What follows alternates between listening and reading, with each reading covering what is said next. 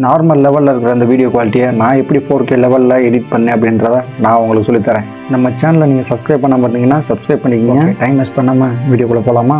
First உங்கள் ஃபோனில் CapCut app open பண்ணுங்கள். CapCut ஆப் இல்லைனா நான் டிஸ்கிரிப்ஷனில் டெலகிராம் லிங்க் கொடுத்துருக்கேன். அதில் போய் CapCut ஆப் லிங்க் இருக்குது, போய் டவுன்லோட் பண்ணிக்கோங்க.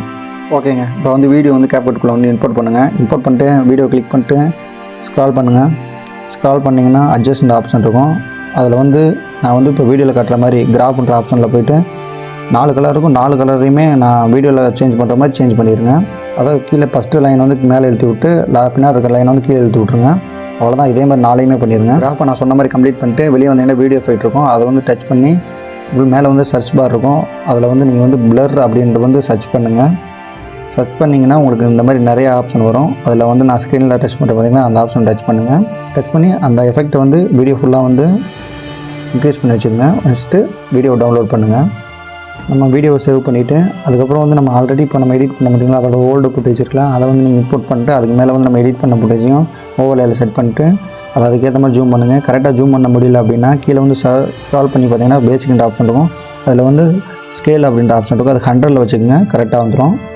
வச்சுட்டு கீழே இருக்கிற ஓவர்லேவை டச் பண்ணி பிளண்டுன்ற ஆப்ஷன் இருக்குது பார்த்தீங்களா, அதை டச் பண்ணி இப்போ நான் ஸ்க்ரீனில் காட்டுறேன் பார்த்தீங்களா, கலர் பேர்ன் அப்படின்ற ஒரு ஆப்ஷன் இருக்கும். அதை வந்து நீங்கள் டச் பண்ணிவிட்டு ஒரு 30ல் வச்சுக்கோங்க. 32 வச்சுக்கோங்க. உங்களோட வீடியோக்கு எவ்வளோ பிரைட்னஸ் வேணுமோ அதுக்கேற்ற மாதிரி வச்சுக்கோங்க.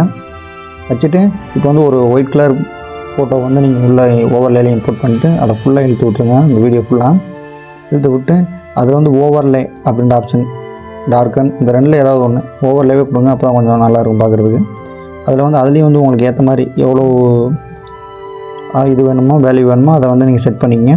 செட் பண்ணிவிட்டு அதையும் ஃபுல்லாக இழுத்து விட்ருங்க. வீடியோ ஃபுல்லாக அந்த ஒயிட் ஃபோட்டோ வந்து வீடியோ ஃபுல்லாக இழுத்து விட்டுட்டு அதுக்கப்புறம் வந்து நீங்கள் வந்து கலர் கிரேடிங் பண்ணுறீங்க அப்படின்னா அட்ஜஸ்ட்டில் போய்ட்டு இந்த மாதிரி உங்களுக்கு எந்த மாதிரி தேவைப்படுதோ, அதாவது அந்த வீடியோக்கு எந்த மாதிரி வந்து சேஞ்ச் பண்ணால் நல்லாயிருக்கும்னு உங்களுக்கு ஒரு ஃபீல் இருக்குங்களா, அதுக்கேற்ற மாதிரி வந்து பிரைட்னஸ்ஸு கான்ட்ராஸ்ட்டு எல்லாமே வந்து நீங்கள் சேஞ்ச் பண்ணிக்கிங்க. ஓகே, அவ்வளோதான் முடிஞ்சு. இதுக்கப்புறம் வந்து நம்ம வந்து இந்த வீடியோ சேவ் பண்ணிவிட்டு நம்ம வெளியே வந்துடலாம். வெளியே வந்துட்டு நம்ம அடுத்து வந்து ஒரு விங்க் ஆப் அப்படின்னு சொல்லிட்டு ஒரு ஆப் இருக்குது. அது வந்து நான் டெலகிராம் சேனலில் வந்து நான் வந்து அதோட லிங்க் கொடுத்துருக்கேன். நீங்கள் டெலகிராம் சேனலில் போய் நீங்கள் அதை டவுன்லோட் பண்ணிக்கலாம்.